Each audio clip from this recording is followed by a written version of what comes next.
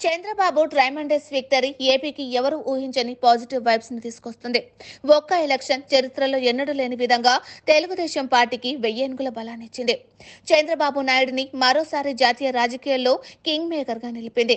ఇప్పుడు దేశమే కాదు, తెలుగు ప్రజలు ఎక్కడుంటే అక్కడ చంద్రబాబు పేరు మారుమోగిపోతుంది. ఆకాశమంత విజయాన్ని కట్టబెట్టి చంద్రబాబుకు మరోసారి రాష్ట్ర పునర్నిర్మాణ బాధ్యతలు అప్పజెప్పారు ఏపీ ప్రజలు.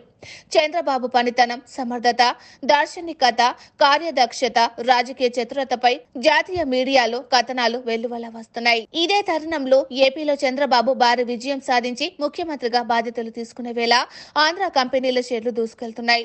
గత 4 సెషన్లలో KCP stocks 50%, Amar Raja 32%, Andhra sugars 21%, Avanti seeds 28%, Laurus lab 10%, Nelcast అడ్వానింగ్స్ 13% వృద్ధి చెందాయి. మరోవైపు Kalyan textiles 19%, Virat crane industries 23%, Andhra cements 24%, crane infrastructure 40%, Andhra petrochemical షేర్లు 32% పెరిగాయి.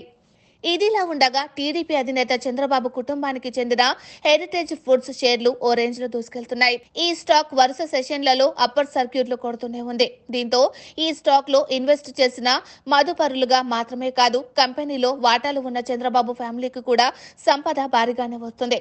హెరిటేజ్ కంపెనీలో నారా ఫ్యామిలీకి 35.7% వాటా ఉంది.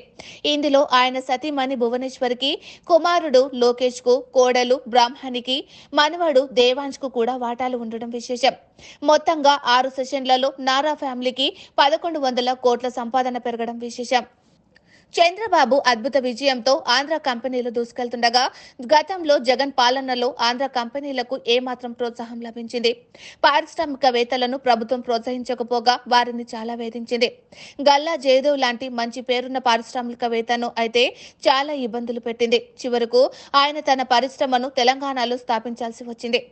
ఏపీలో అన్ని రంగాలను కుదేలు చేసిన జగన్ రెడ్డికి ఏపీ ప్రజలు తగిన బుద్ధి చెప్పి పరిపాలన దక్షుడైన చంద్రబాబుకు అధికారం అప్పగించారు. దీంతో ఏపీపై దేశమంతటా సానుకూల ధోరణి కనిపిస్తోంది.